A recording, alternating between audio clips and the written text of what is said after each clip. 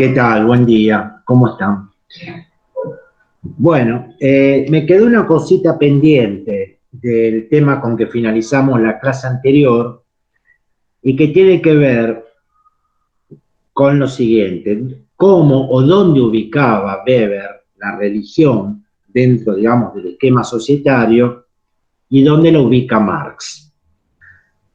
Entonces, primeramente, para Weber, de alguna manera, la ética religiosa, protestante, calvinista, con su puritanismo ascético, contribuyó a la formación de lo que él llamó el espíritu del sistema capitalista, ¿no es cierto? Entonces, de alguna manera, para Weber, bueno, a ver, esperemos que pase un poquito el compraventa, si no se va a consumir todo.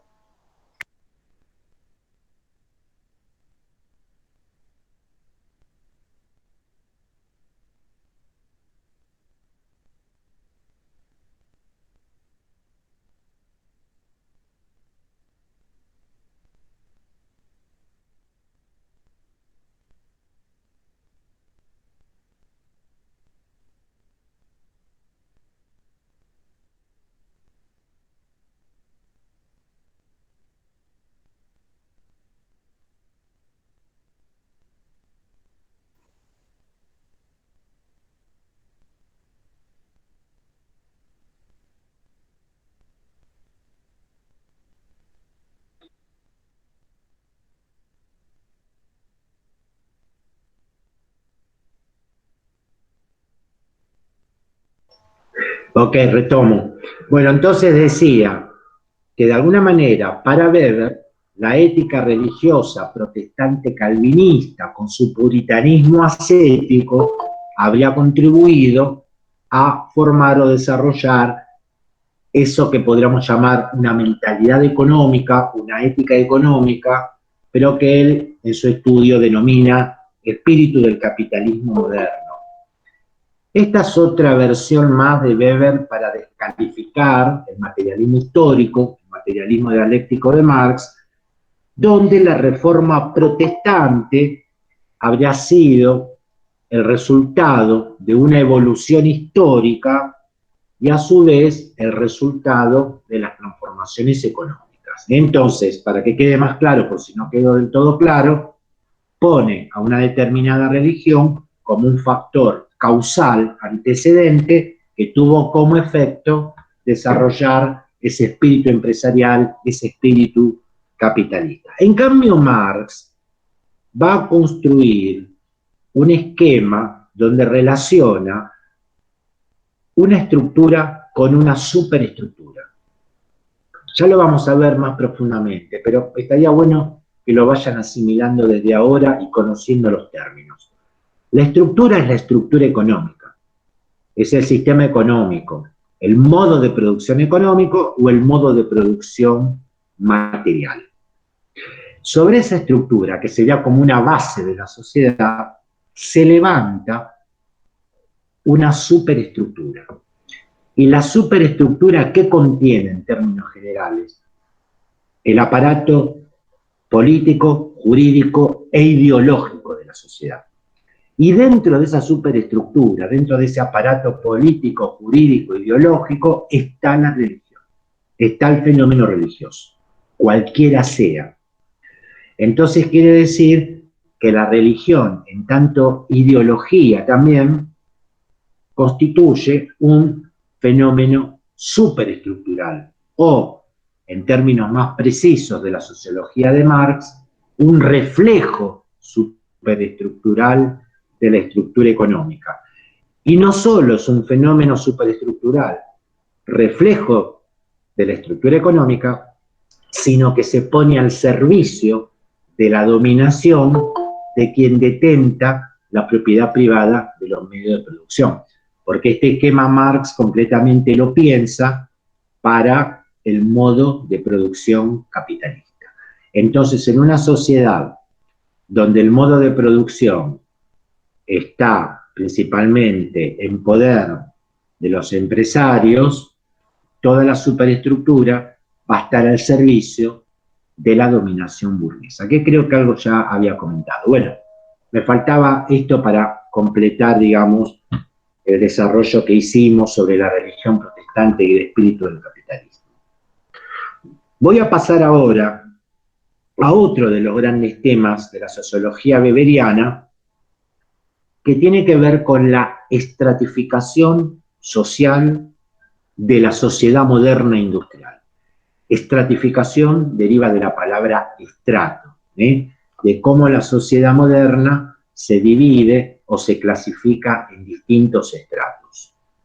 Y siguiendo con mi intención de que puedan identificar las temáticas con distintas denominaciones, es una temática que también podemos titular como clases sociales, estamentos y partidos políticos, ¿no? Entonces, un título puede ser estratificación social de la sociedad moderna e industrial. Punto seguido, como título alternativo, clases sociales, estamentos y partidos políticos. Otro título alternativo, que es el que está en el texto de Giddens, clases, estatus y poder. Y vamos a hacer una comparación con Marx sobre este asunto, que es con lo cual voy a empezar. Para Marx, la estratificación social de la sociedad moderna industrial es el resultado del conflicto social. ¿A partir de qué se estratifica la sociedad moderna? A partir de un conflicto, donde tanto el poder como el prestigio social, el estatus social, los ingresos que puedan tener los individuos, así como también el nivel de educación que puedan alcanzar, están principalmente determinados por la posición económica de los individuos. Y sobre todo, esa posición económica se deriva a su vez de las relaciones sociales de producción. En concreto, para Marx, en la sociedad moderna capitalista e industrial, hay dos clases fundamentales. Son dos agrupamientos sociales los que representan la división en clases en esa sociedad. Una es la burguesía, que ya sabemos se caracteriza por la propiedad privada de los medios de producción. Y otro es el proletariado, que al no contar con los medios de producción, lo único que tienen es la fuerza de trabajo que le venden a los capitalistas a cambio de un salario que lo habíamos llamado salario de subsistencia. Entonces, esas son las dos clases fundamentales. Y entre ellas existe una situación de oposición, de antagonismo, pero también de complementariedad. Entonces quiere decir que la sociedad capitalista industrial, ubiquémonos siempre en el siglo XIX, es una sociedad polarizada, donde hay dos grandes polos a nivel clase social, burguesía y proletariado. Es una sociedad polarizada, donde estos dos grandes polos se enfrentan. Sus intereses son opuestos, son antagónicos, pero también son complementarios. ¿Por qué? Porque el empresario, dueño del capital, la máquina, la fábrica, etcétera, necesita de los trabajadores para que operen esa maquinaria, generen un producto de cuya venta va a obtener una ganancia, una utilidad, en definitiva, dinero. Y por su parte también los proletarios, los obreros, necesitan que alguien les dé trabajo, que alguien los contrate para que a partir de vender sus fuerzas de trabajo obtengan los ingresos necesarios para vivir, subsistir o sobrevivir. Entonces, no solo son intereses opuestos y antagónicos, sino que también a la vez son complementarios. Y por otra parte, otra cuestión que destaca Marx es que estas dos clases se encuentran enfrentadas en una permanente lucha de clases. De hecho, dice Marx, en uno de sus libros más conocidos, la historia de la humanidad no ha sido nada más y nada menos que siempre la historia de la lucha de clases. En cada modo de producción histórico que existió, dos clases fundamentales se enfrentaron entre ellas. Cuando existía el esclavismo, era entre los amos y los esclavos.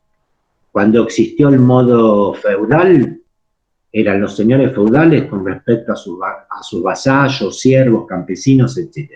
Y en el capitalismo, esa lucha de clases es protagonizada entre la burguesía y el proletariado. Profe, disculpe, ¿podría volver a explicar la parte de que estas clases sociales son como antagónicas? Porque no lo entendí muy bien. Claro, primero hay que entender lo siguiente.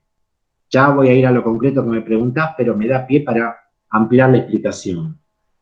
Cuando uno dice lucha de clases, no se crea que salen los empresarios y los obreros a la calle a agarrarse a palazos o a trompadas. No es eso la lucha de clases. La lucha de clases tiene lugar dentro del proceso productivo.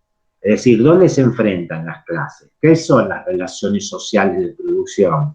Bueno, justamente la prestación de una tarea a cambio de un salario por parte del proletariado dentro del proceso productivo y la contratación de esa mano de obra por parte de los empresarios. Entonces, eso articula una relación social de producción.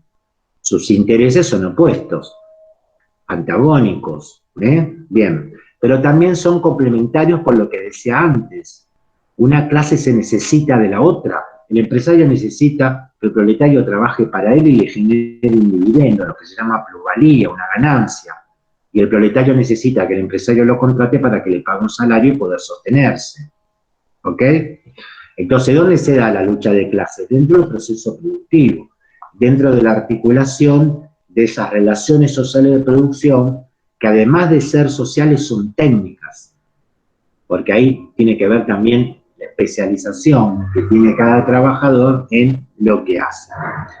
Pero para que se entienda más todavía de cómo Marx considera que la sociedad se jerarquiza o se divide, hay que tener en cuenta esto. Por ejemplo, traigámoslo a la actualidad, que es lo que va a tener más que ver con Weber que con Marx.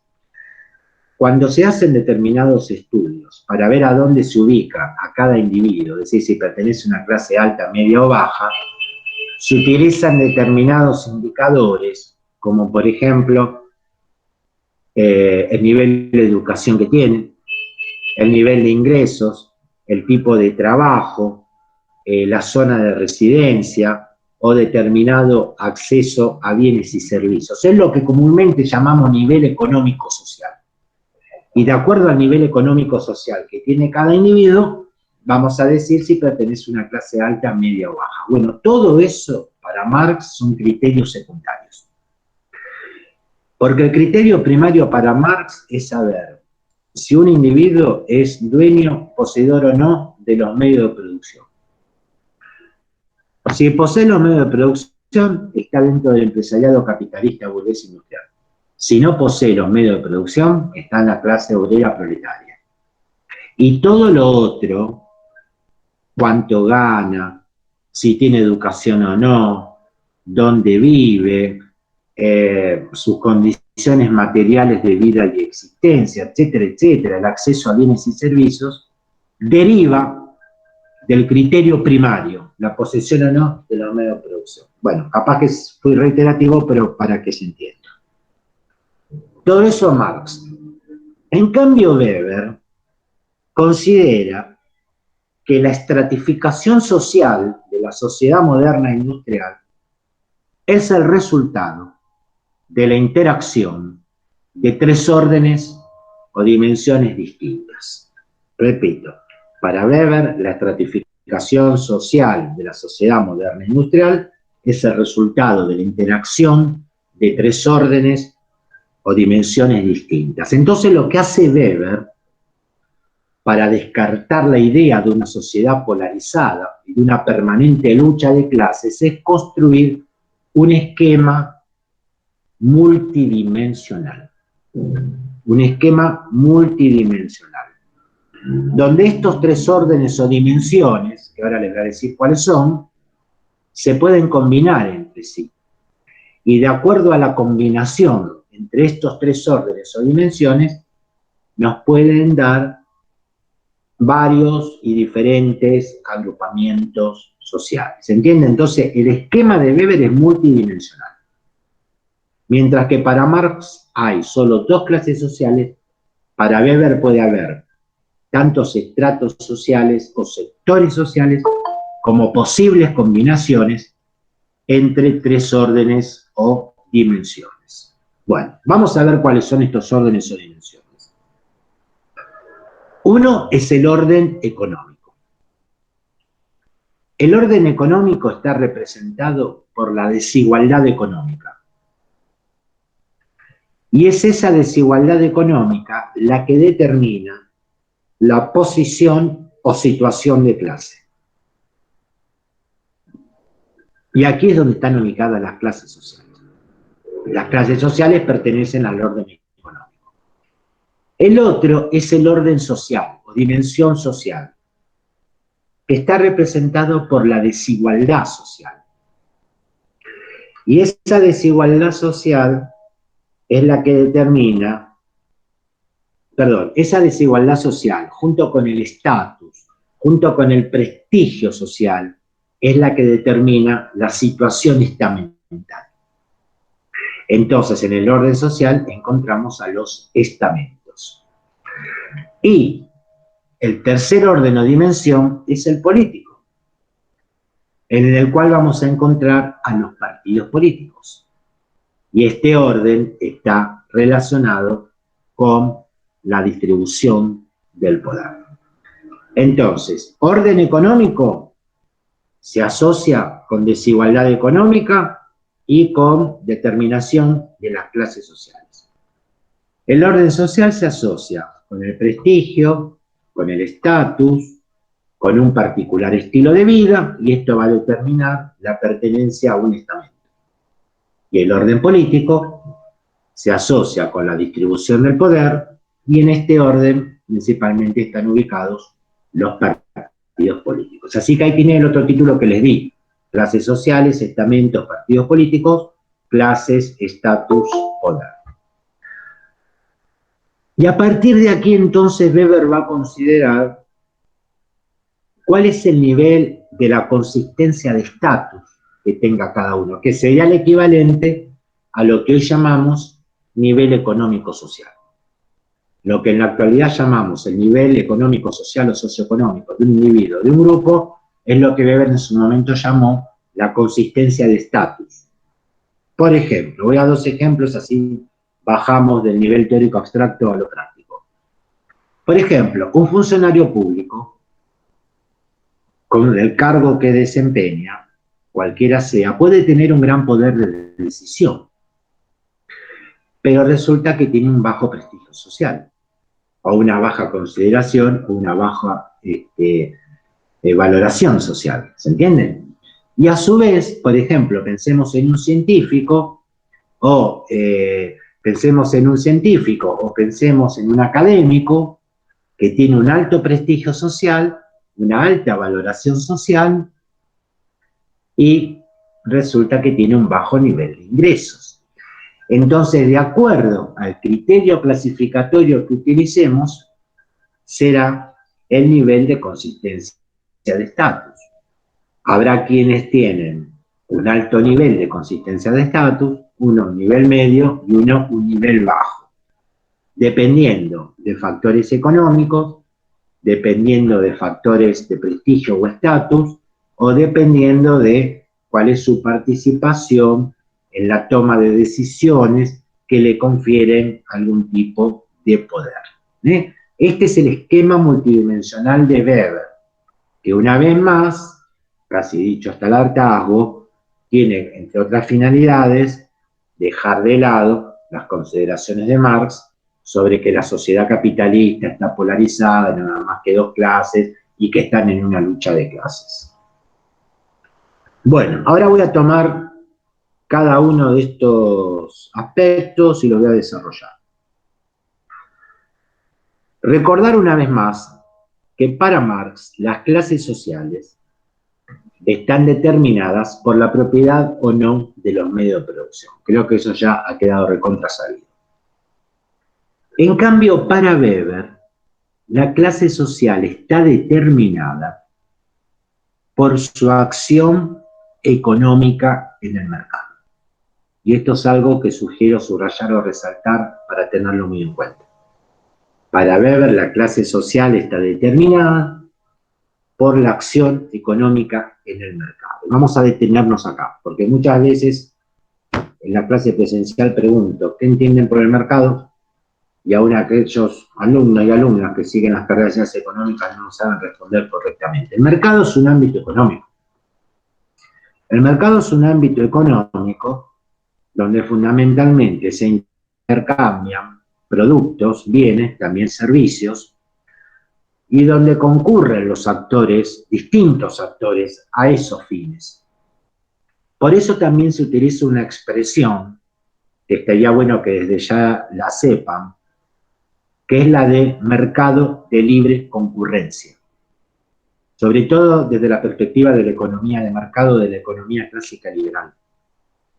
Entonces, distintos actores sociales concurren libremente al mercado, algunos para ofrecer sus productos, otros para comprarlos los consumidores, y también concurren los trabajadores, porque como en el capitalismo la fuerza de trabajo se mercantilizó y por lo tanto es una mercancía más, también se puede vender y comprar. Entonces el mercado es eso, el mercado de libre concurrencia es eso, un ámbito económico donde concurren distintos actores, oferentes, productores, consumidores y también los trabajadores para ofrecer la venta de su fuerza de trabajo que otros comprarán para destinarla a alguna actividad económica o productiva determinada. ¿Estamos? Y de acuerdo a cómo se da esa acción económica en el mercado, quedan determinadas las distintas clases sociales, que después vamos a ver cuáles son las que Weber clasifica. Ahora vamos a ver las características que tiene esa acción económica en el mercado. Esa acción económica en el mercado se caracteriza por ser competitiva. Voy diciendo despacio, toman apuntes, pueden anotar todo. La acción económica del mercado, según Weber, se caracteriza por ser competitiva, pacífica, especulativa. Competitiva, pacífica, especulativa, orientada a la búsqueda de ganancias y utilidades, mediante el intercambio de bienes y servicios, y desarrollada dentro de una economía monetaria. Repito, competitiva, pacífica, especulativa, orientada a la búsqueda de ganancias y utilidades, mediante el intercambio de bienes y servicios, y desarrollada dentro de una economía monetaria. Pero además, es una actividad legítima para ganar dinero. Es una actividad legítima para ganar dinero. ¿Por qué? Porque Weber consideraba que había actividades o acciones legítimas orientadas hacia la búsqueda de ganancia y dinero, y actividades o acciones no legítimas o ilegítimas. Detengámonos un poquito en esto.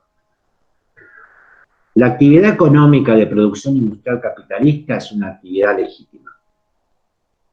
No lo son lo que él llamaba el capitalismo aventurero y el capitalismo usurario. El capitalismo aventurero lo remitía a los actos de saqueo y a los actos de piratería en ultramar. Por ejemplo, respecto de lo primero, puede suceder que en una guerra, en una batalla, un pueblo venza a otro y a partir del sometimiento y la subordinación del pueblo vencido, se le obliga a pagar al vencedor algún tipo de tributo o lo que se llama el botín de guerra. Y lo mismo en los actos de piratería de ultramar, donde los piratas, en el siglo más anterior al XIX, abordaban barcos que iban llenos de oro, plata o alguna carga valiosa, y mediante esto se apropiaban. A eso él lo llama capitalismo aventurero.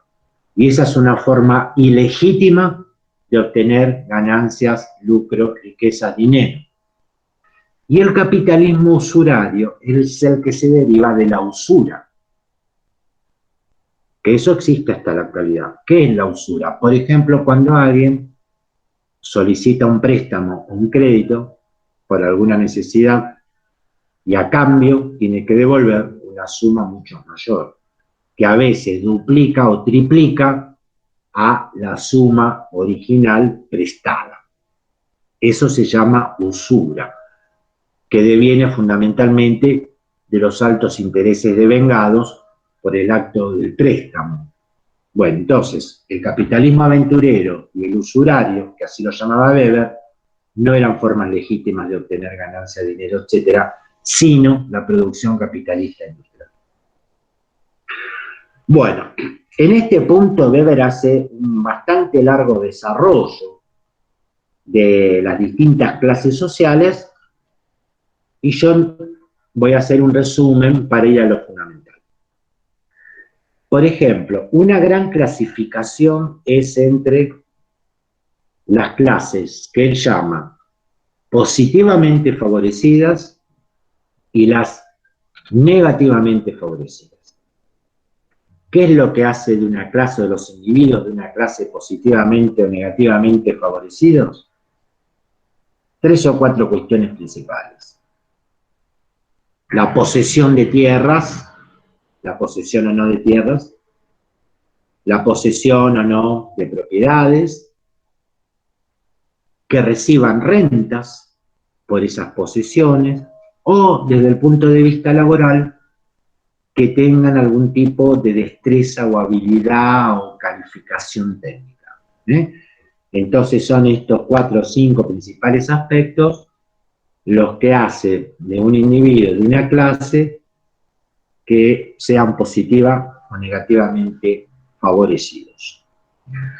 Pero en definitiva, según Weber, la sociedad capitalista moderna industrial se articularía alrededor de 4 clases principales, que son las siguientes. Una es la clase de los obreros manuales. Los obreros manuales les voy a aportar, porque quizás en algún momento lo tengan que usar, se los ha conocido con el vocablo anglosajón de blue collar workers, trabajadores de cuello azul. Blue collar workers, trabajadores de cuello azul. ¿Por qué? Por la ropa tradicional que han utilizado históricamente los operarios de fábrica. El overall azul, el mameluco o el conjunto de camisa y pantalón de ese color. Blue collar workers. Son los trabajadores de cuello azul, los obreros manuales, que tienen distintas calificaciones. Esa es una clase social. Otra es la pequeña burguesía. Otra es la clase social que se define por la contraria a la primera. Los trabajadores de cuello blanco. En inglés, white collar workers. White collar workers, trabajadores de cuello blanco. ¿A quién se les ha llamado? Oficinistas, administrativos, técnicos. También podríamos entrar ahí a los artistas, introducir ahí a los artistas, a los intelectuales. Por ejemplo, un empleado bancario es un típico white collar worker, un empleado administrativo de alguna oficina o público-privada es un white collar worker. También tiene que ver con cierta vestimenta tradicional que han usado ese tipo de empleados. Y vamos a encontrar un cuarto grupo, a los que vamos a llamar los grupos dominantes, que están principalmente integradas a clase por grandes empresarios o grandes propietarios. ¿Ok? Bien. Ahora, atención con esto. Para Weber, en el capitalismo no hay lucha de clases. Lo que hay es una competencia en el mercado. O sea que el término weberiano equivalente al de Marx, lucha de clases, es competencia en el mercado. Mientras que para Marx las clases sociales se enfrentan en el proceso productivo, para Weber, si hay algún tipo de enfrentamiento, es dentro del ámbito el mercado. Otra vez, lo que Marx llamaba lucha de clases, Weber lo entiende como una competencia en el mercado. Competencia por los productos, la compra y venta, lo que es la oferta y la demanda, y también competencia por los precios en la compraventa de la fuerza de trabajo. Bueno, esto entonces lo correspondiente a clases sociales. Pasamos ahora a los estamentos. Los estamentos fueron más característicos de las sociedades agrarias o las sociedades premodernas, preindustriales. Por ejemplo, convendría recordar que cuando describimos la sociedad del Ancien Régime en Francia, la Francia prerevolucionaria, y hablamos de estamentos, nobleza, clero, tercer estado. Pero también en la sociedad moderna e industrial aún existen situaciones estamentales. Entonces, si bien fueron propias de sociedades previas al industrialismo, en las sociedades modernas e industriales también encontramos situaciones estamentales. Y hay una gran diferencia entre los estamentos y las clases sociales, que ya lo dije en su momento, lo reitero ahora. La situación estamental está determinada por la posición social, el prestigio social, el estatus o un particular estilo de vida. Entonces, ¿qué es lo que determina la pertenencia a un estamento? La posición social, el prestigio social, el estatus, un particular estilo de vida. En cambio, en las clases sociales, la pertenencia está dada o determinada por factores económicos, lo lucrativo, lo comercial o la posesión de propiedades. Y esa es la gran diferencia entre los estamentos y las clases sociales. Bueno, hay determinadas situaciones y sociedades, aún en la actualidad, donde los estamentos se han ritualizado, con Z, ritualizado, deriva de rito, ritual. Ese es el término que utiliza Weber. Y el caso particular es el de la India, el país India. La India es una sociedad que no está dividida en clases sociales, sino que está dividida aún, y desde tiempos quizás ancestrales, en castas. Las castas son estamentos ritualizados. Y es un sistema de división social caracterizado por su rigidez, caracterizado por la falta de una movilidad social, sobre todo vertical ascendente. Porque en la India, la persona que nació en una casta va a morir en la misma casta. Todas sus relaciones sociales, de parentesco, de amistad, inclusive a la hora de emparejarse o casarse con alguien, va a ser con una persona de la misma casta. Esa es la rigidez. Y si en todo caso hay algún tipo de movilidad social, no va a ser a nivel vertical ascendente, sino va a ser a nivel horizontal. Bueno, esa es la típica jerarquización en castas. Es una jerarquización que está caracterizada por 3 o 4 factores principales. Por ejemplo, factores étnicos, raciales o factores religiosos. ¿Cuál es la casta de mayor jerarquía social en la India? Justamente es una casta religiosa, la de los sacerdotes brahmanes. Así que fíjense ahí cómo el factor religioso jerarquiza. También otra característica son las sanciones jurídicas y los convencionalismos que tiene esa sociedad, donde de alguna manera está predeterminado, bueno, quién pertenece a qué casta y cuáles son, digamos, las características de los individuos de cada casta. Y hay un término que también diferencia a esa sociedad de otras, sí, ya lo atiendo, ya veo que está levantando la mano, que se llama endogamia. Endogamia es lo contrario de la exogamia. Por ejemplo, nosotros somos sociedades exógamas. Endogamia significa que alguien que pertenece a determinado estamento o determinada casta, en el caso de la India, formará una pareja, se casará, se juntará, lo que sea, con alguien de su misma casta. Eso se llama endogamia. Es una sociedad endógama. En cambio, en sociedades, como pueden ser las típicas occidentales, existe la exogamia. Entonces, una persona de un determinado nivel socioeconómico, o hasta inclusive de determinada práctica religiosa, puede juntarse, casarse, emparejarse con alguien que pertenece a otro nivel socioeconómico. Sí, señor Godoy. Perdón, profesor, que le interrumpa. Buenos días. ¿Sabe que no me quedó claro el tema ese pragmales? ¿A qué se refiere con la definición esa pragmales? No, ¿Me lo puede explicar? brahmanes. No, brahmanes con B larga. Ah, brahmales. Brahmanes. Brahmanes. Sí, Ajá. porque ellos tienen un dios que se llama Brahma.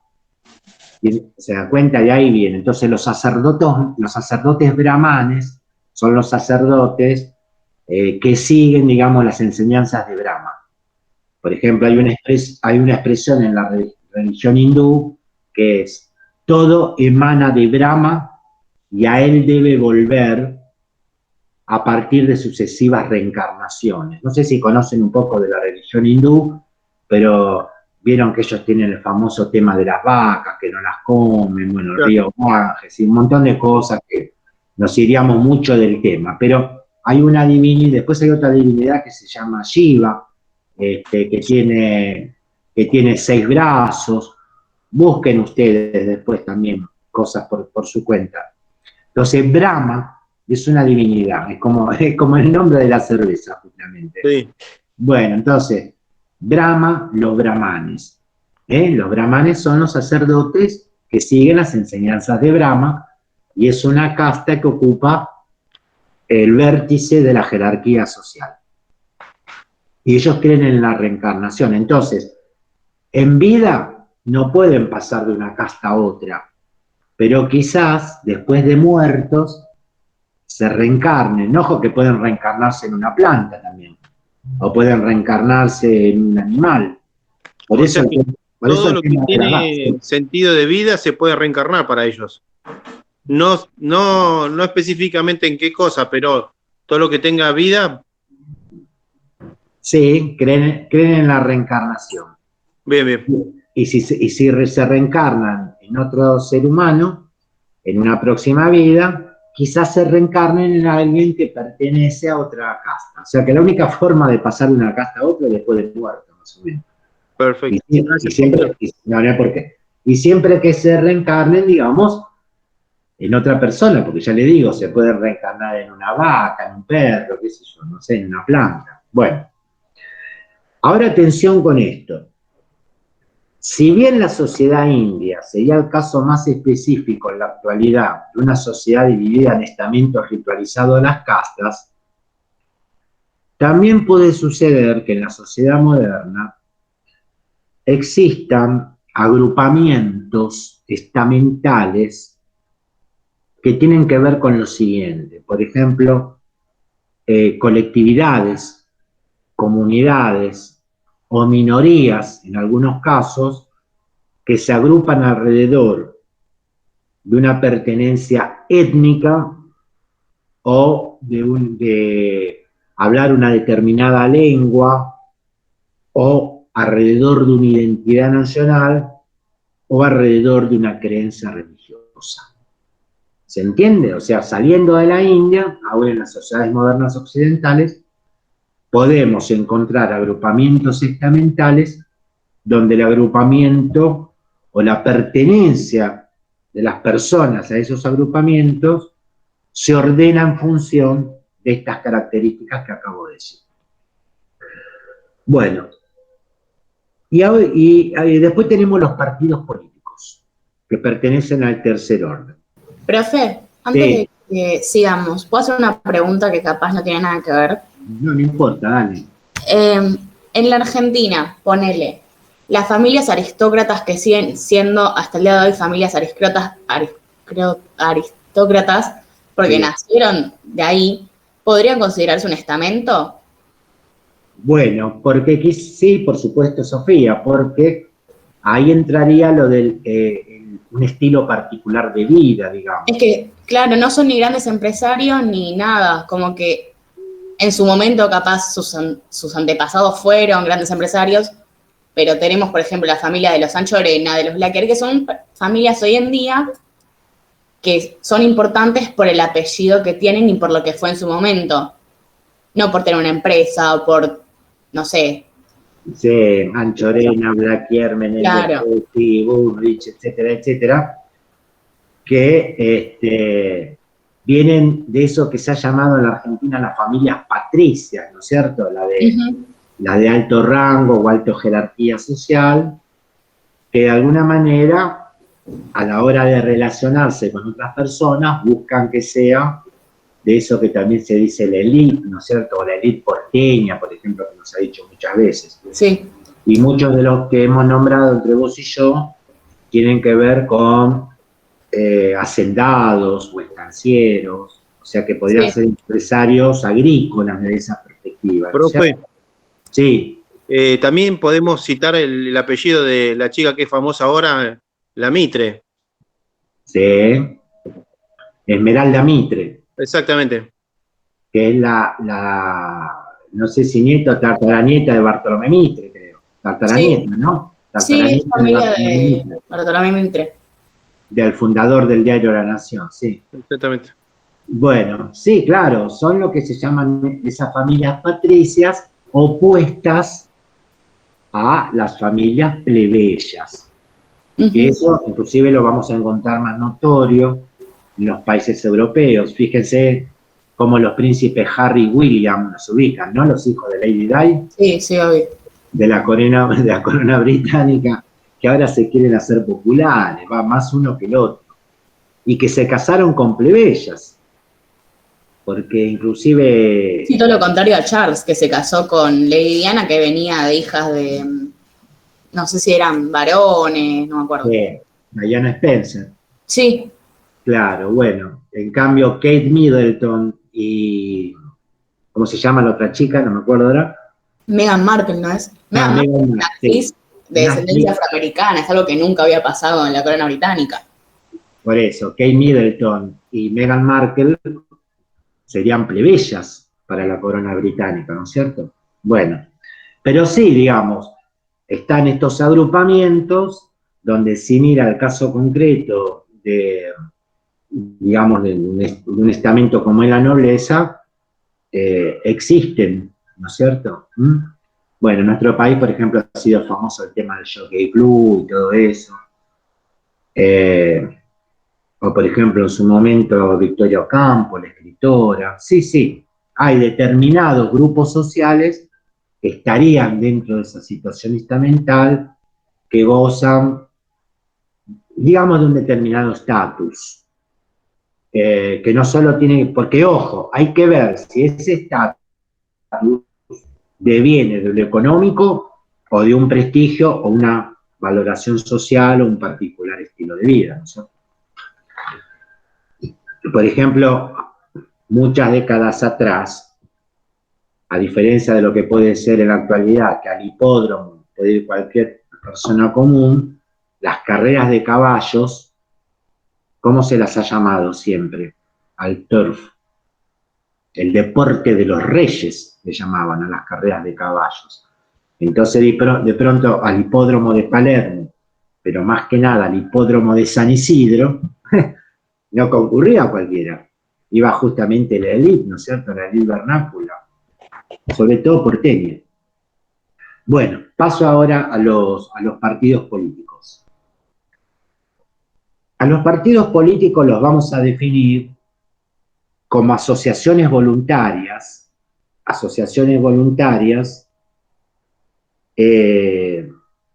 cuyo principal objetivo es alcanzar el poder.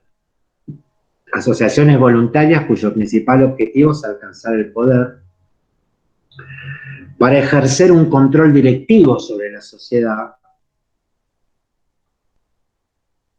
y poner en práctica una determinada política. Una definición muy simple y sencilla. ¿Y cómo llevan adelante esto? Mediante un objetivo planificado y un programa partidario. Un objetivo planificado y un programa partidario, tratando de afiliar partidarios, reclutar partidarios, afiliar partidarios, influir en las decisiones comunales y socializar sus ideas. Bueno, esos serían los fines. Recuerden que siempre Weber se maneja con esta lógica medios afines. Entonces esos serían los fines. ¿Y los medios cuáles serían? Los medios para alcanzar el poder pueden ser la captación de votos, obtener votos, la oposición parlamentaria, el uso de influencias, la oratoria. Pero también, dice Weber, se puede apelar al uso de la violencia, el dinero o la coerción. Bueno, y en el Estado moderno existen partidos de masas, partidos masivos y políticos profesionales. Y fíjense la distinción que va a hacer Weber dentro de lo que tienen la política como profesión.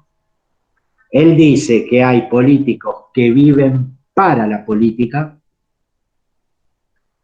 o sea, que ejercen esa actividad con vocación en pos del interés general y del bienestar de la población, viven para la política, y otros que viven de la política, persiguiendo su propio interés personal, ¿no es cierto?, antes que preocuparse por las cuestiones que afligen o preocupan a la gente. O sea, que tiene una actividad política más que nada en pos de su propio beneficio o interés. Entonces, los que viven para la política de los que viven de la política. Bueno, dejamos esta temática entonces de clases sociales, estamentos y partidos políticos y vamos a la siguiente. La siguiente tiene que ver con la definición o definiciones de poder, autoridad y dominación. Poder, autoridad y dominación. Los tipos puros ideales de dominación o autoridad y las bases de legitimidad de cada uno. La expresión tipos puros ideales quizás les pueda sonar algo medio raro.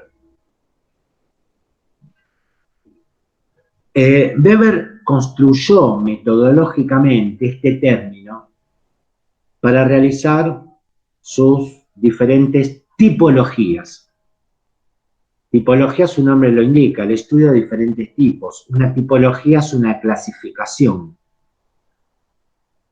¿Por qué son tipos puros ideales?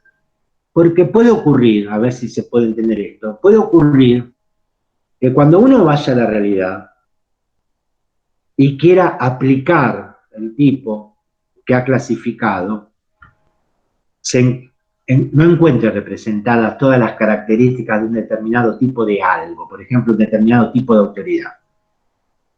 Y también puede suceder que encontremos en la realidad aspectos que no consideramos en su momento cuando hicimos la clasificación. Esos son los tipos puros ideales weberianos, que según él sirven para los análisis históricos y comparativos. ¿Ok? Eso es un tipo puro ideal en la sociología de Weber. Bueno, vamos a las definiciones. Poder es la probabilidad de alcanzar unos objetivos, a pesar de la oposición de otras personas. Y su base consiste en el uso de la fuerza. Fíjense que es una definición muy cruda, ¿no es cierto? Muy cruel. El poder se reside en el uso de la fuerza. Acá también quiero hacer una aclaración, sobre todo a los fines prácticos, porque se suele identificar poder como poder político. Pero el poder tiene distintas formas extendidas, porque no solo es el poder de una figura política, puede ser el poder del padre o la madre dentro de la familia, el poder de una autoridad educativa, director, rector, directora de un colegio, dentro de esa institución. Puede ser el poder, por ejemplo, de una figura religiosa sobre sus fieles. Esto ténganlo en cuenta, que cuando hablamos de poder, hablamos dentro de un espectro amplio de formas de poder, no solamente el político. Ahora, la clave del poder consiste en su estabilidad. Porque en definitiva, cualquier forma de poder, si hay algo que quiere es perdurar, permanecer en el tiempo, ser estable. Entonces, ¿qué pasa? Si el poder solamente reside en la fuerza, o sea, es un poder mera o únicamente represivo, coactivo, coercitivo, una forma de poder así corre el riesgo de que la gente en algún momento deje de aceptarlo. Entonces, ¿qué necesita el poder para lograr su estabilidad y sostenerse? Necesita contar con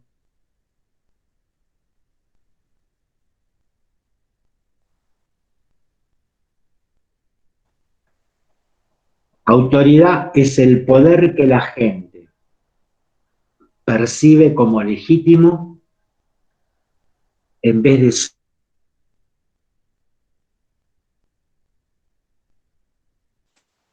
Profe, se le entrecorta la clase. Sí, avísenle que no se le escucha nada.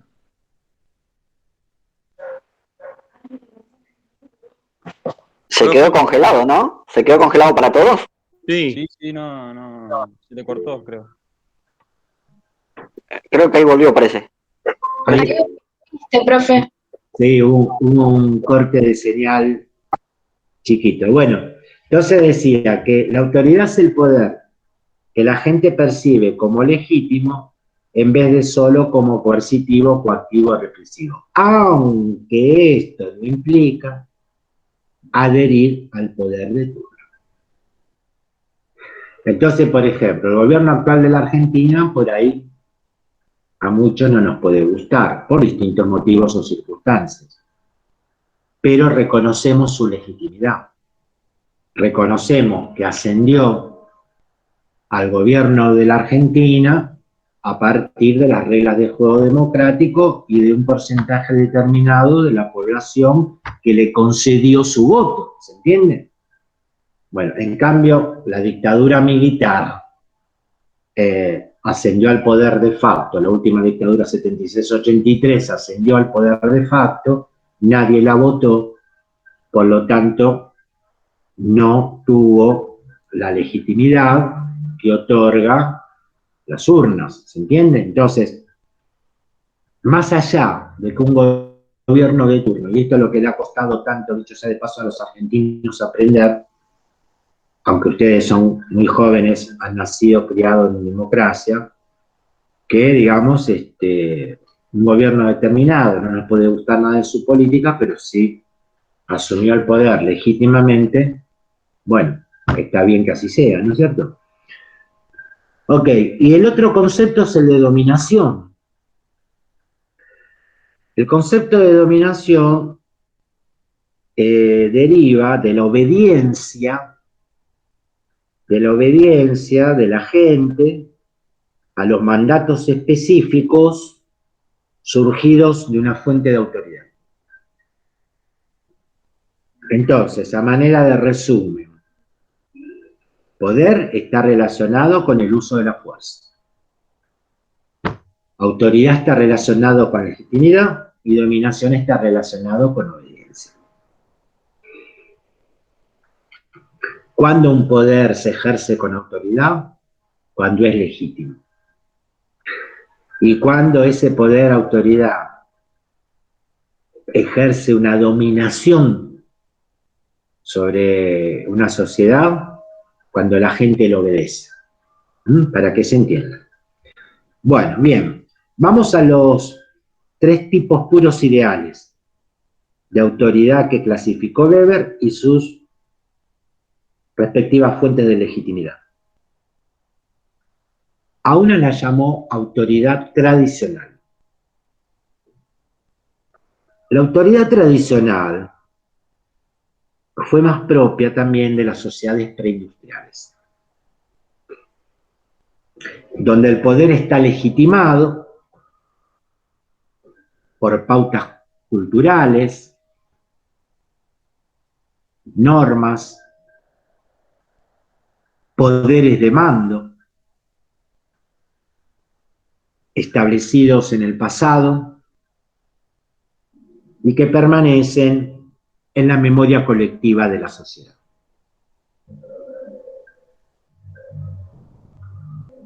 Bueno, dentro de la autoridad tradicional hay 3 formas típicas a su vez. Una es la gerontocracia. Gerontocracia. ¿Se acuerdan que el sufijo cracia deriva del griego kratos, que significa autoridad? Y geronto tiene que ver con geronte ancianos. Geronte, geriatría, geriátrico, gerontología, son todas palabras asociadas que remiten a la población vieja o anciana de una sociedad. Así que entonces la gerontocracia es la autoridad de los ancianos de una aldea, de una tribu, de una comarca, a los cuales se los considera poseedores de una experiencia o de una sabiduría tradicional. Otra forma típica de autoridad tradicional es el patriarcalismo. Patriarcalismo les puede sonar a patriarca, pero más bien tiene que ver con el pater. Pater es una palabra en latín que significa padre, que inclusive viene del derecho romano, del pater familiae, como una fuerte figura de autoridad indiscutible. Entonces, el patriarcalismo es la autoridad tradicional del padre dentro de la familia, del pater familia, del derecho romano, ¿no? La autoridad tradicional del padre dentro de la familia. Y otra forma tradicional es el patrimonialismo. En este caso, la autoridad es ejercida por funcionarios administrativos subordinados a un superior por vínculos de lealtad personal.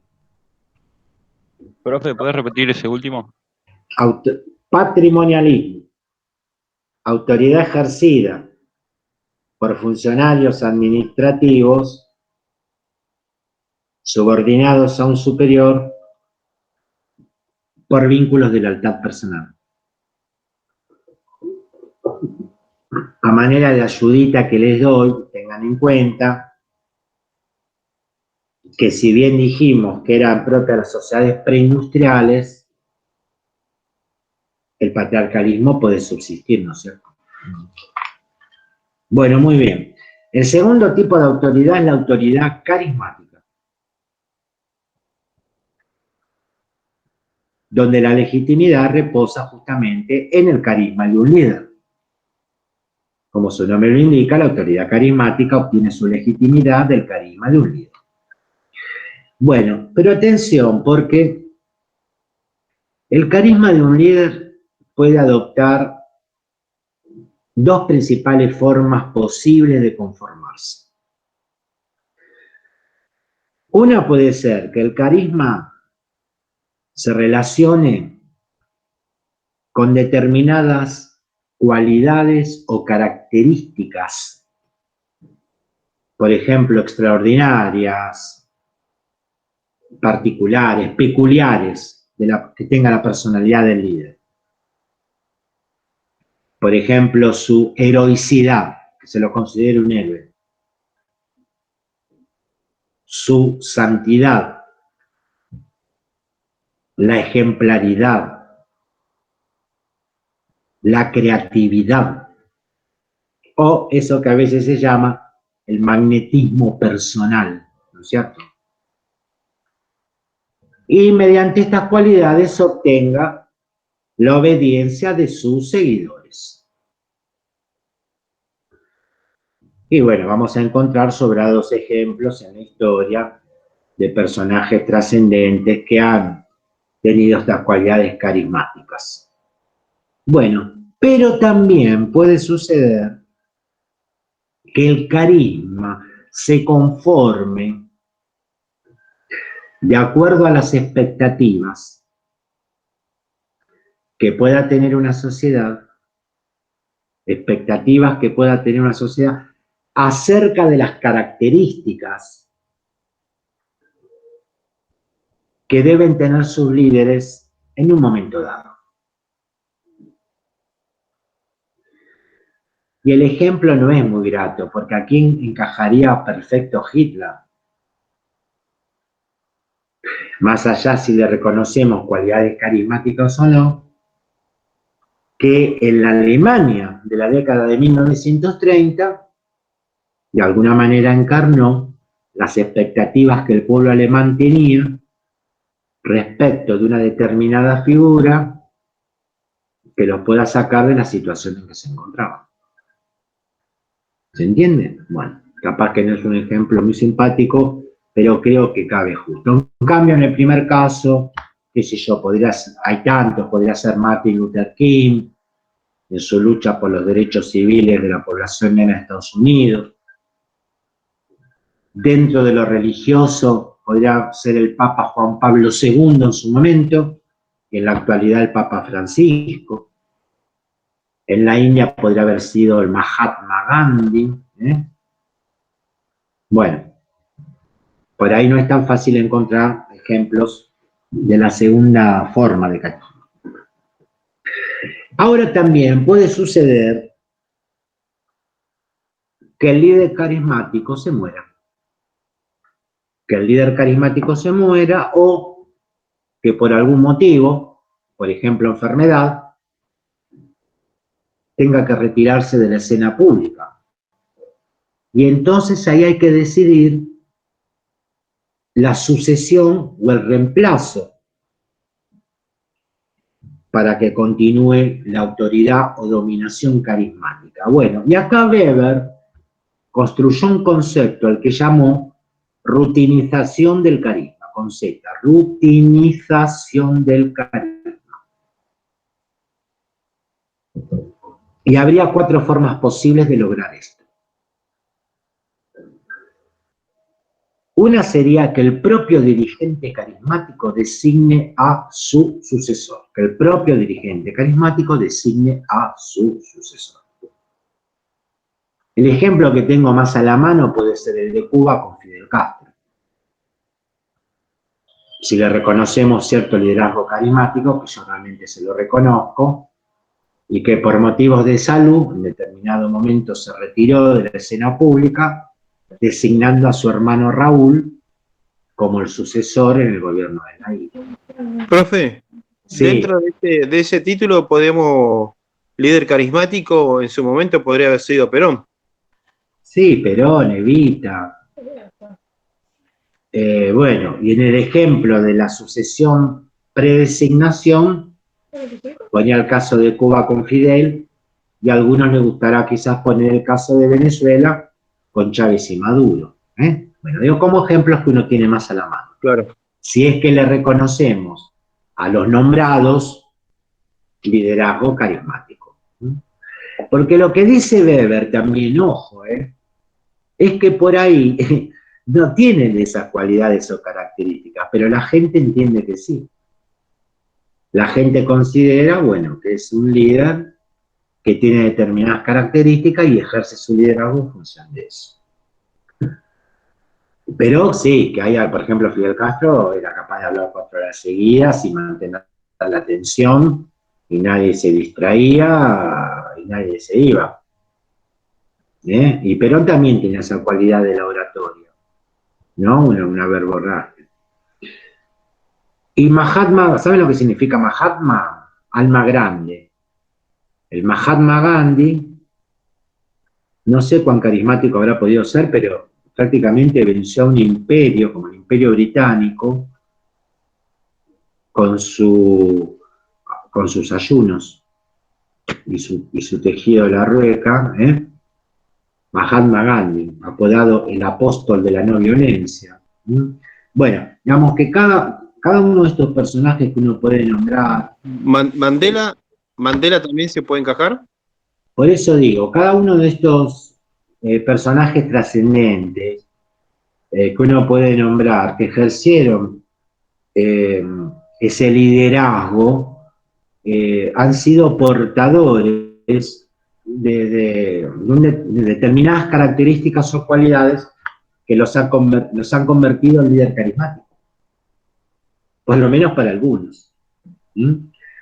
Bueno, entonces decíamos que una posibilidad es la que comentamos recién. Otra posibilidad es que el sucesor sea el primogénito del líder. Primogénito, primero en nacer y sobre todo varón. O algún familiar próximo. Considerando, en el primer caso, que ha heredado las cualidades carismáticas de su padre. Y en el segundo caso, que tiene cualidades similares a las del líder.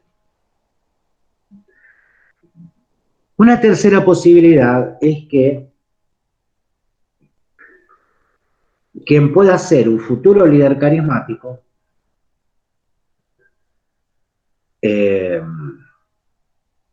atraviese un proceso de educación. Se lo eduque para que desarrolle cualidades carismáticas. Y una cuarta posibilidad es que aquellos a los que se considera como factibles de desempeñar una autoridad carismática, se los someta a pruebas de capacidad. A ver si pueden cumplir con ese rol. ¿Estamos? Bueno. Y el tercer tipo de autoridad, Weber lo llamó así. Autoridad racional, legal, con aparato burocrático. Fíjense que aquí le pone la palabra racional, porque a la carismática no la consideraba un tanto irracional. De la tradicional no dijo, pero la carismática la consideraba irracional. Ok. En este tercer tipo de autoridad, el poder está legitimado por regulaciones, ordenanzas, leyes aprobadas legalmente, regulaciones, ordenanzas, leyes aprobadas legalmente. La normativa es impersonal y se aplica con una racionalidad orientada a fines o a valores, mediante una organización burocrática. ¿Podría repetir la última parte, profe? La normativa es impersonal y se aplica con una racionalidad orientada a fines o a valores. mediante una organización burocrática. Para Weber, el tipo puro ideal de burocracia está caracterizado por, el tipo puro ideal de burocracia está caracterizado por la especialización, la jerarquización, las reglas y procedimientos, la competencia técnica, las comunicaciones personales y escritas, y las perspectivas de carrera.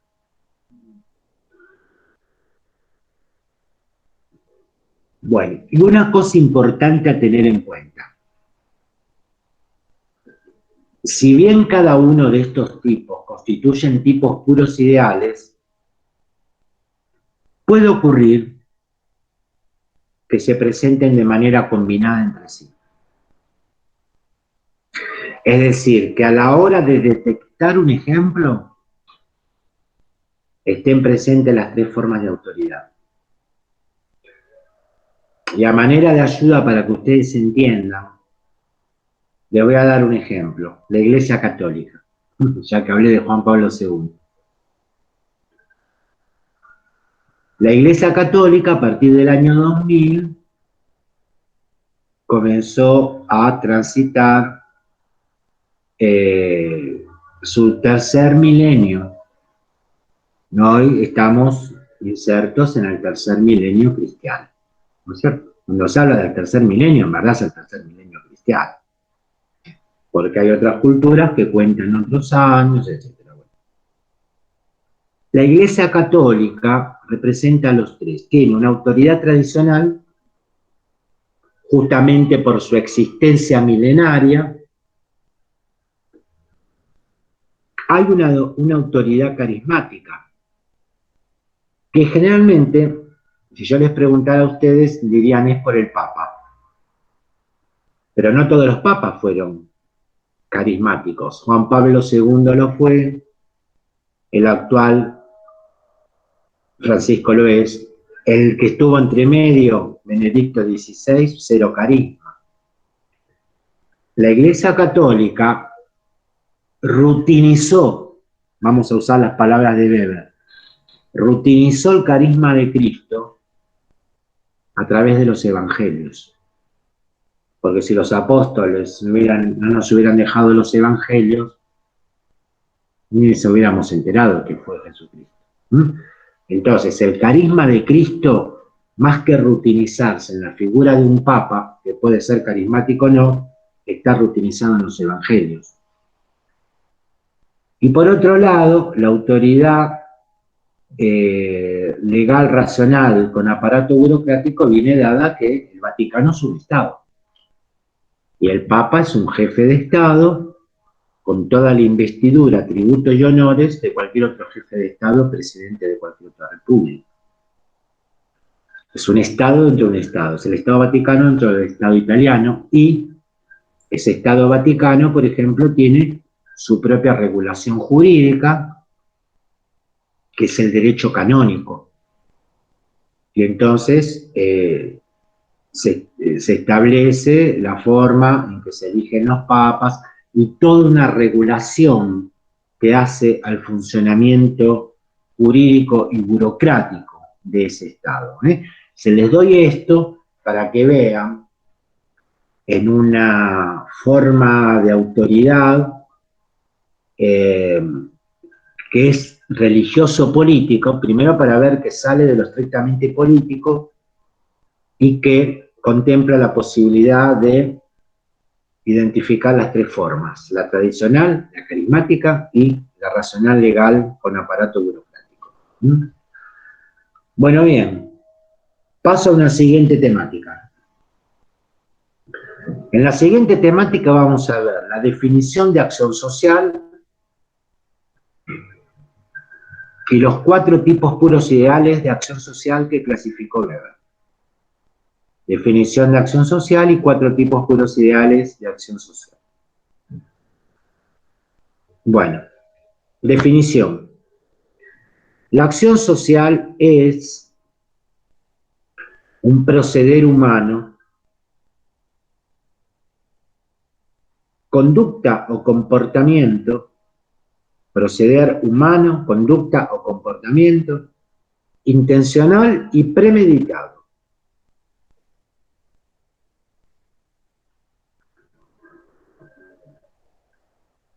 Que está orientado por las acciones de otros,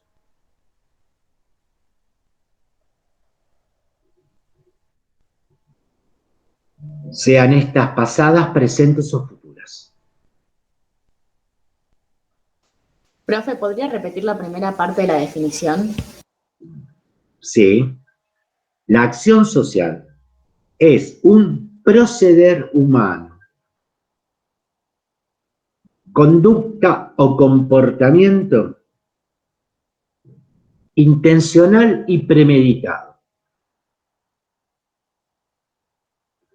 orientado por las acciones de otros, sean estas pasadas, presentes o futuras.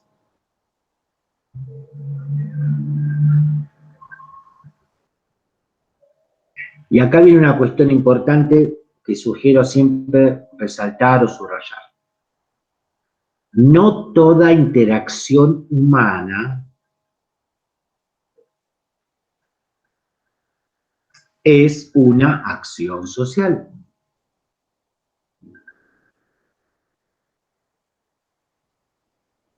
Debe tener un sentido subjetivo que oriente la acción.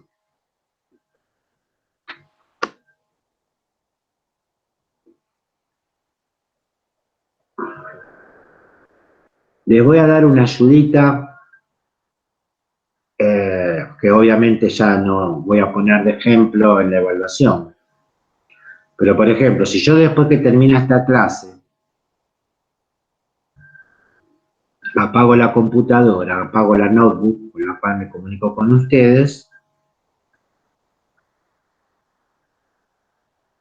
¿es una acción social o no?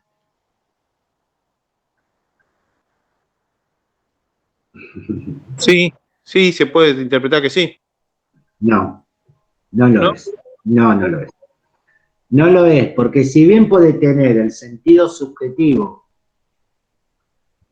de ahorrar electricidad, digamos así, no es una acción que esté orientada hacia otra persona. El hecho de simplemente de apagar la computadora o de prender la televisión o de prender una estufa si hiciera frío, no es una acción social que esté orientada a otra. En cambio, sí, supongamos un conocido, amigo, amiga, pariente, dentro de unos días, cumpleaños, y queremos obsequiarle un regalo, y nos disponemos a ir a comprar un regalo para que cuando llegue el día, vamos, lo saludamos, entregamos, eso sí es una acción social. Aunque no esté presente la persona en ese momento, porque ahí están las dos cosas. Está el sentido subjetivo que orienta la acción, que es, bueno, le voy a decir, una costumbre, supongamos, entraría dentro de un tipo de acción social. Y aunque la persona no esté presente, no importa, porque es una acción social que está orientada hacia un futuro. Entonces, lean bien las definiciones. Orientada. Profe, La acción entonces, la acción del otro puede ser Profe, disculpe un momento. que Usted dijo que si apagaba la notebook y se ponía a hablar con nosotros, dijéramos si era una acción social o no. Eso era una acción social. Está conversando. No, Marcos, no me pongo a hablar. Yo termino la clase, los despido a todos, los saludo y pongámosle que después no necesito seguir conectado, entonces agarro y la apago. Entonces el sentido subjetivo sería, pongámosle, ahorrar energía, ahorrar electricidad. pero no estaría orientada hacia otra persona lo que yo hago. Bueno, Lo vale, mismo, muchas gracias. por ejemplo, era frío y qué sé yo, estoy solo y prendo una estufa. O una persona prende un televisor. Profe, por ejemplo, esta clase es una acción social, entonces. Sí, obvio, la clase sí. Profe, una pregunta. Yo ¿Qué tiene que ser? sí, así. Sí, perdón. No, siga. No, decía, en el ejemplo del cumpleaños, por ejemplo, la acción del que cumple años puede ser, qué sé yo, hacer una reunión, no sé, celebrar su cumpleaños. Y entonces, bueno, sabemos o nos invitó, entonces vamos, compramos el regalo, lo guardamos, cuando llega el día, eso cumple todo. Es una acción social orientada por un sentido subjetivo de la acción de otro hacia futuro. Sí, Lucía, ¿qué querías decir? No, mi pregunta es que en el caso, ponerle, si yo misma me voy a comprar algo para mí, no se denominaría acción social, siempre tiene que estar destinada a otra persona. Concretamente esa acción no, pero como vas a tener que interactuar con el vendedor o vendedora, sí.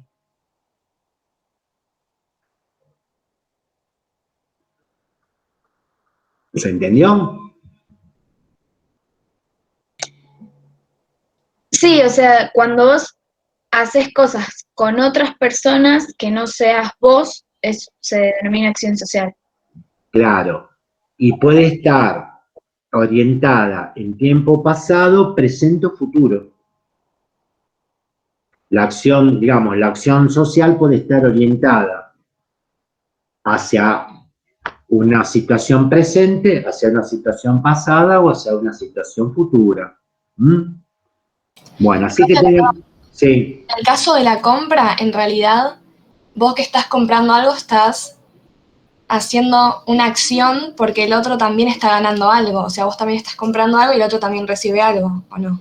Por eso, en esa interacción humana entre dos sujetos, uno que va a un negocio, un shopping, donde sea, a comprar algo, y el otro que lo atiende y le vende, o aunque no te atienda nadie, lo tomás de, no sé, de un estante y después lo pagás en una caja, lo mismo, el de la caja va a interactuar con vos. Eso es una interacción social donde hay un sentido subjetivo que lo orienta. Distintos son acciones que no están orientadas hacia otros. Por ejemplo, a ver, un partido de fútbol con público, obviamente. Un equipo hace un gol y la hinchada de ese equipo, casi al unísono, todos juntos, gritan el gol. ¿Es una acción social? De acuerdo a la definición de Weber.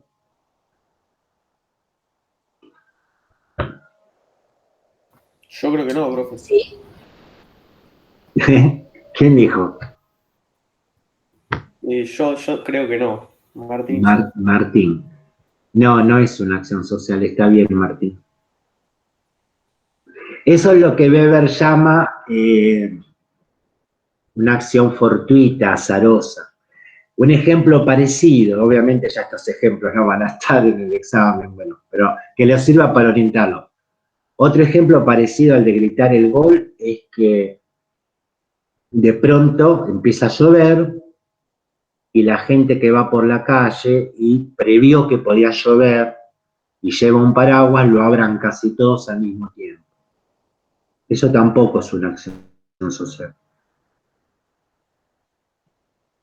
O la gente que, por ejemplo, quiere cruzar la calle y se juntan todos en una esquina esperando que el semáforo corte para cruzar. Tampoco es una acción social.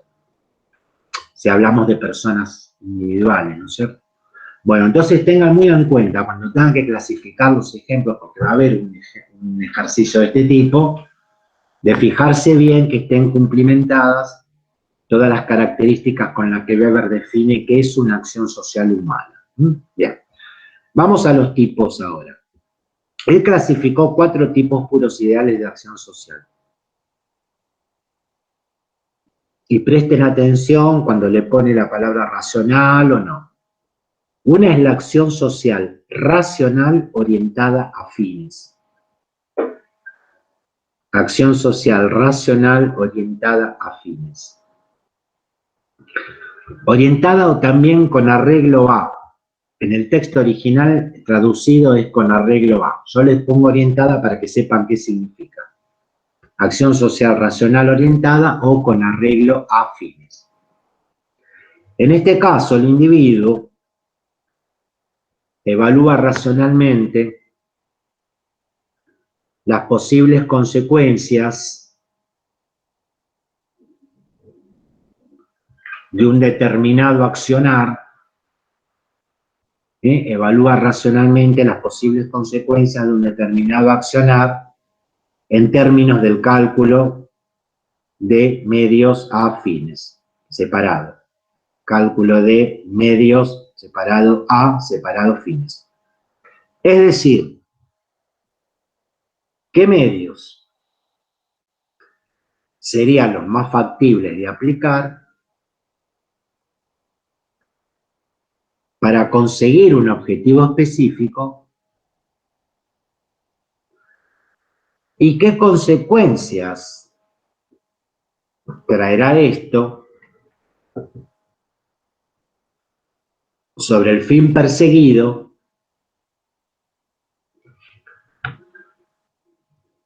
como sobre otros objetivos que se pueda plantear.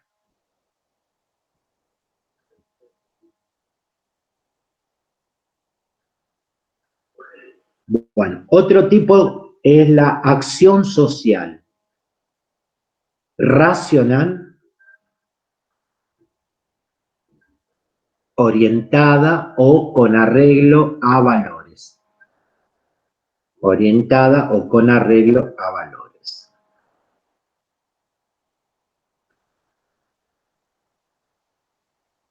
Se orienta por un ideal o un valor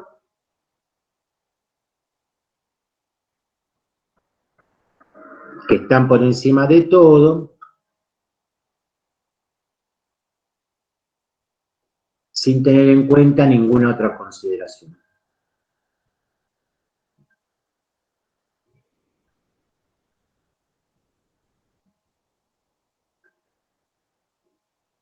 Les voy a dar una ayuda. Por ejemplo, afiliarse a un partido político, seguir una determinada creencia religiosa, son ejemplos de esto. El tercer tipo es la acción social afectiva-emotiva. Acción social afectiva-emotiva, donde predomina un estado emotivo.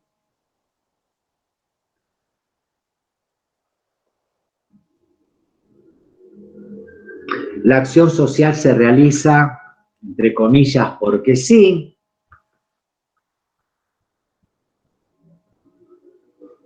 Y en principio puede parecer irracional.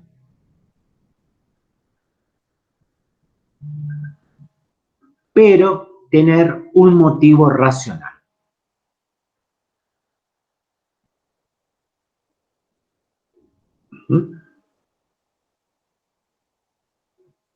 Y el cuarto tipo es la acción social tradicional.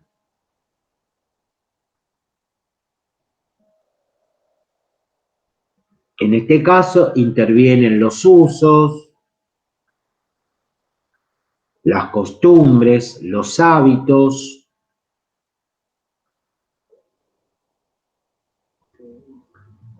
que se presentan en la vida cotidiana,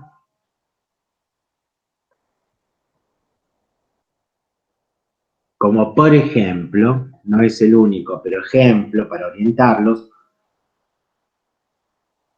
el respeto a determinados ideales o símbolos. Como para que tengan una idea. Bueno, y aquí también, como en el caso de los tipos de autoridad, estos tipos de acción social se pueden combinar entre sí. No siempre, pero puede suceder que en algún ejemplo estén combinados los 4 tipos. Bueno, voy a pasar ahora a la definición de sociología, las formas de comprensión de la acción social y los tipos de adecuación. Repito, definición de sociología que dio Weber, las formas de comprensión de la acción social y los tipos de adecuación.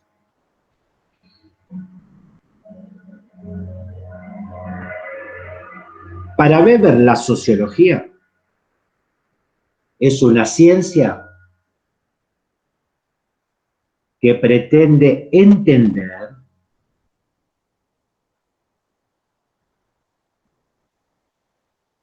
interpretándola la acción social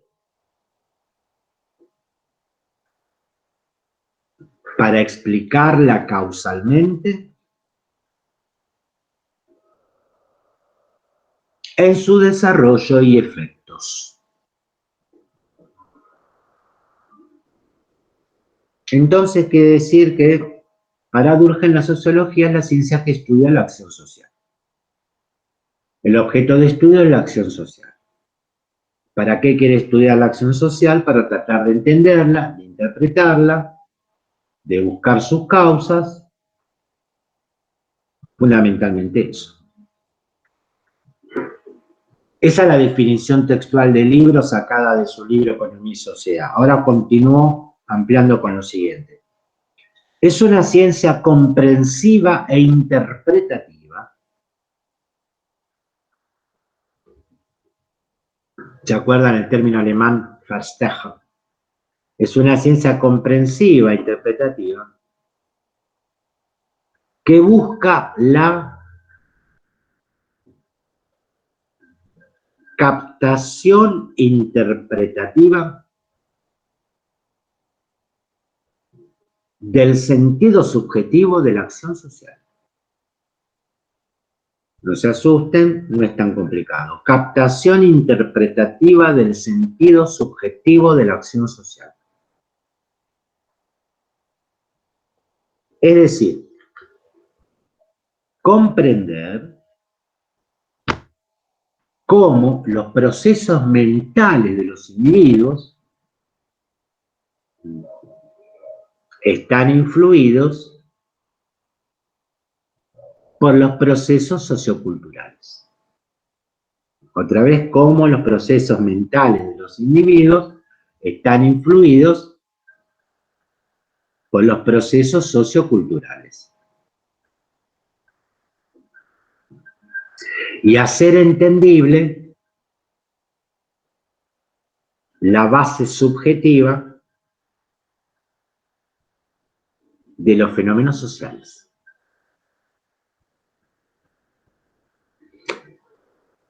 Antes de continuar, por si no lo comprendieron, el planteo que hace Weber es absoluto, no sé si absolutamente, pero es contrario a los planteos de la psicología o del psicoanálisis, digamos, porque para esas dos disciplinas los seres humanos nos conducimos o accionamos en base a un determinismo psíquico, ¿no es cierto? Nuestras acciones están motivadas por el funcionamiento del aparato psíquico, para el psicoanálisis fundamentalmente el inconsciente. En cambio, Weber encara la cuestión al revés. Él dice que nuestros procesos mentales están influidos por lo sociocultural. Y a partir de la influencia sociocultural que recibimos, es como elaboramos y le damos un sentido subjetivo a nuestras acciones sociales. O sea que en el caso de Weber hay un paso previo, que sería cómo la sociedad influye en nosotros, cómo los procesos socioculturales influyen en nosotros, en nuestros procesos mentales, repito, y en función de la elaboración mental, del procesamiento mental que hacemos de eso que recibimos del ambiente sociocultural, lo convertimos en un sentido subjetivo que va a orientar nuestras acciones. Es muy interesante esto, piénsenlo ustedes, porque las personas, no, lamentablemente, a pesar de que decimos que somos muy coherentes, no actuamos siempre de la misma manera, ¿no? ¿Qué les parece? No actuamos siempre de la misma manera. Tiene mucho que ver el lugar, el contexto, el ambiente en el que estamos. Bueno. El sentido subjetivo de la acción social, vamos al segundo punto, el sentido subjetivo de la acción social se puede comprender de dos maneras.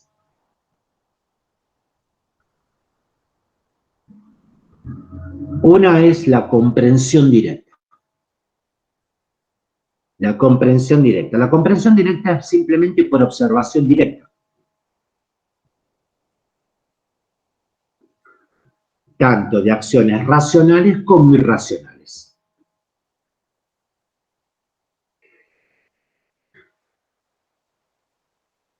Si yo veo una persona, no sé, que está cortando el pasto del jardín de su casa, ¿qué voy a decir? Estoy mirando, ¿y qué haces eso? ¿Qué está cortando el césped, el pasto del jardín? Ah, va.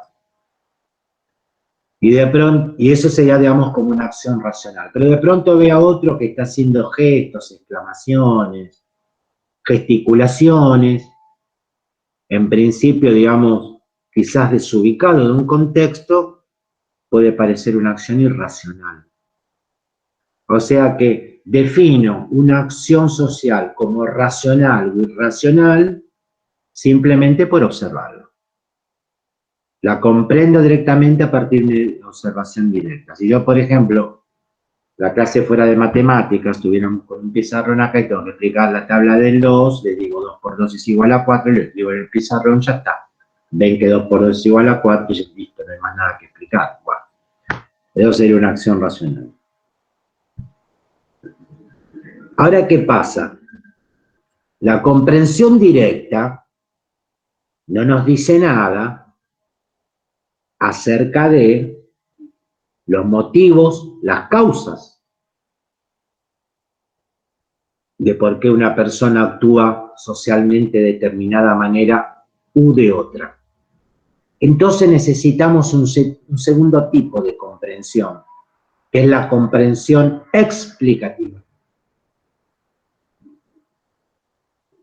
La comprensión explicativa es la que nos permite saber los motivos, las causas, las conexiones de sentido de acciones observadas directamente, tanto racionales como irracionales.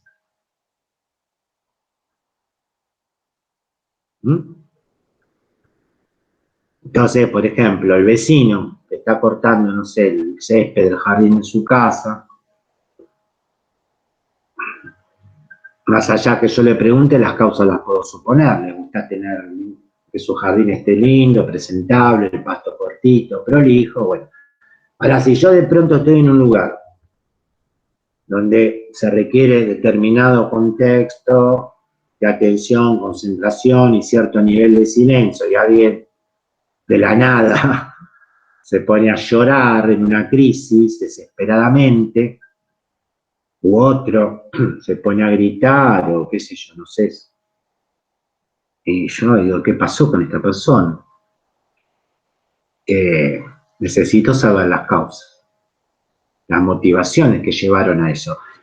Y esa es la conducta que en principio parece irracional, pero quizás cuando descubra las causas, los motivos y las conexiones de sentido, le pueda encontrar la causa racional.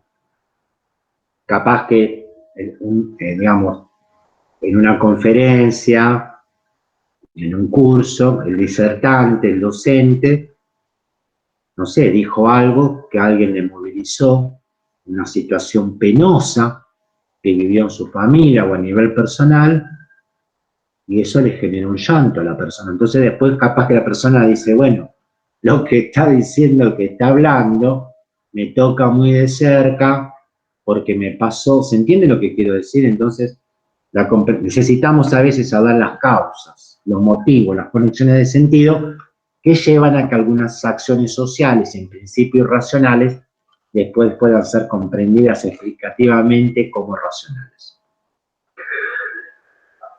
Ahora, a su vez, vamos a los tipos de adecuación. Los motivos, las causas o motivaciones que determinan el accionar de un individuo pueden responder a dos tipos de adecuación. Una es la adecuación subjetiva. ¿Cuándo hay adecuación subjetiva? Cuando el proceder del individuo se ajusta a las pautas normativas habituales.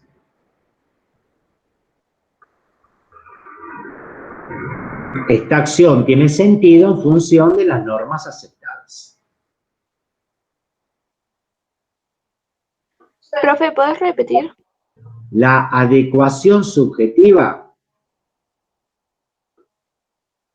es cuando el proceder del individuo se ajusta a las pautas normativas habituales. Esa acción tiene un sentido en función de las normas aceptadas.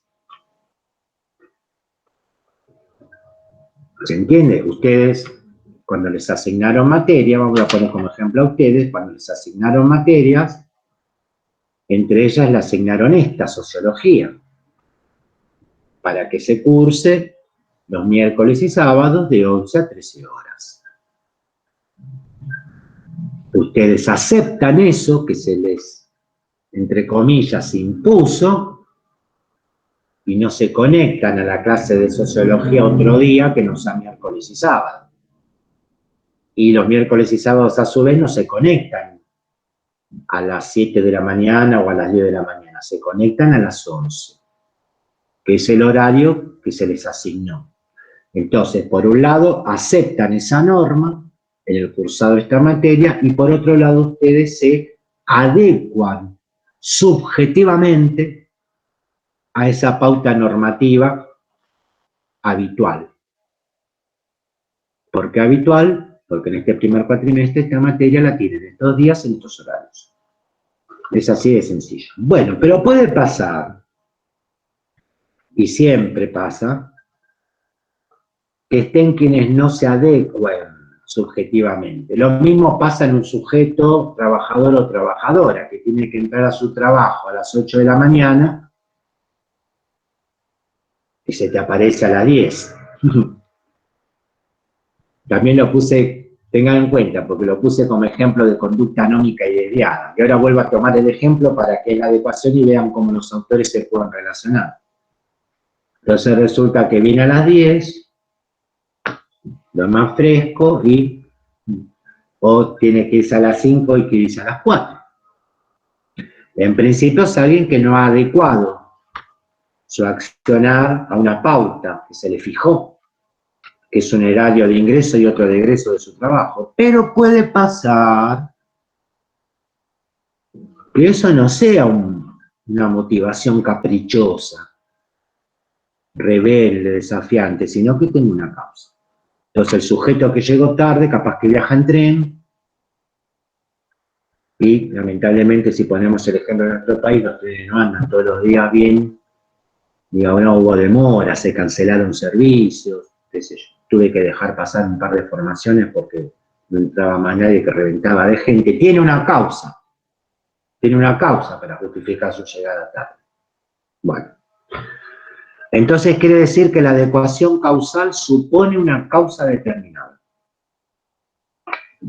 Ese es el otro tipo de adecuación. La adecuación causal supone una causa determinada. Y acá viene quizás cierta, entre comillas, utilidad práctica. Porque ustedes se preguntan, ¿esto para qué sirve? ¿Por qué lo planteó Weber? Bueno, vamos a esto. Y con esto vamos a dejar ya la clase de hoy y seguir la próxima. Según Weber, descubrir las causas por las cuales algunas acciones no se adecuan subjetivamente a las normas, vamos, repito, descubrir las causas por las cuales algunas acciones no se adecuan subjetivamente a las normas, nos permitiría establecer ciertas probabilidades estadísticas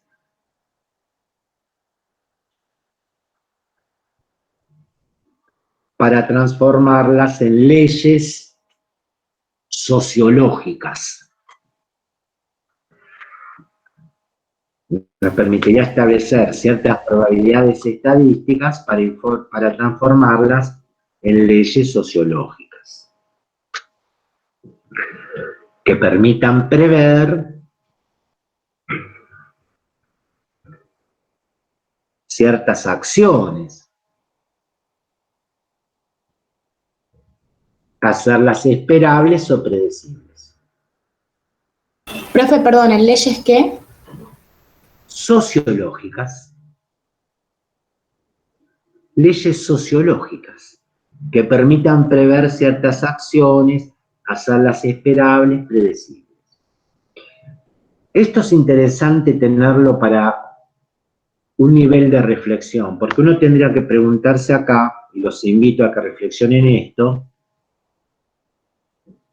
si los seres humanos somos seres predecibles. Yo particularmente creo que no. Particularmente creo que somos muy imprevisibles o impredictibles inclusive. Si hay algo de que goza el ser humano es de impredictibilidad. Por eso que decía antes,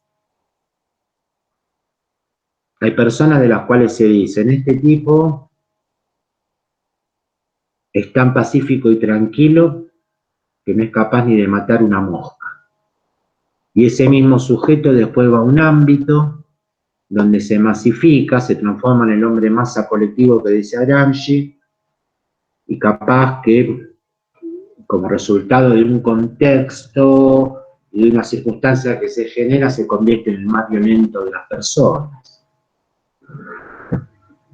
Entonces, digamos, como que igual de todas maneras tiene su utilidad. Por ejemplo, en Estados Unidos, la Asociación Americana de Pediatría aconsejó que las clases a la mañana para los más chiquitos no empiecen muy temprano, que se retrasen una media hora, más o menos una hora, porque también hay razones biológicas que explican el funcionamiento hormonal de nuestro organismo, que desde que nos despertamos hasta que nuestro cerebro y nuestros músculos se ponen en una actividad, tardan 2 horas todo ese proceso.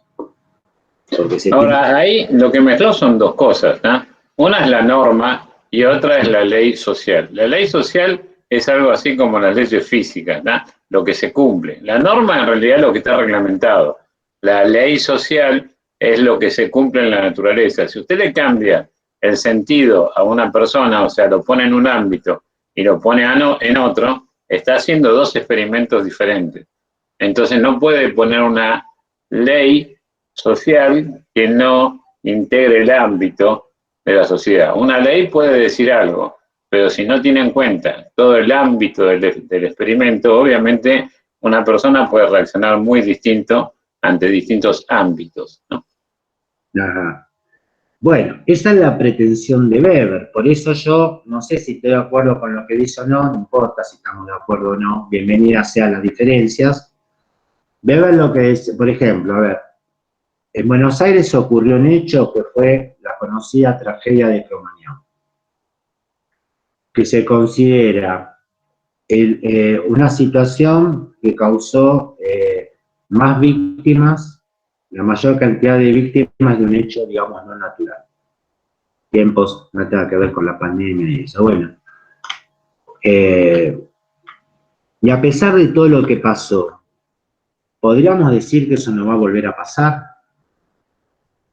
¿Podríamos decir, digamos, que eso sirvió de lección suficiente para que nunca más se prenda una bengala o un acto de responsabilidad? O sea, lo que yo pongo en juicio del planteo de Weber es si, juntando todas las causas por las cuales las personas no se adecuan a determinadas pautas o normas, podemos establecer, como decía él, una ley sociológica que derive de una probabilidad estadística, en el sentido que en determinada situación del 100% de los sujetos en esa situación, un porcentaje saldrá de la norma.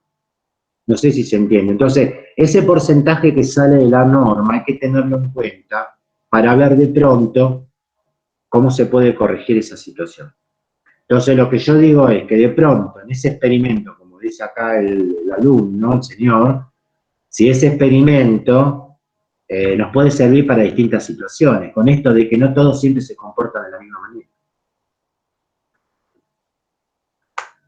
Bueno, ok, la seguimos la próxima, si quieren retomar no tengo problema. Me quedan dos temitas pendientes de Weber y después continuamos con Durkheim. Bueno, que tengan buen fin de semana, muchas gracias y nos volvemos a encontrar en la clase del miércoles. Gracias, profe. Igualmente, profe. Gracias. Que sea bien, hasta luego. Hasta luego, profe.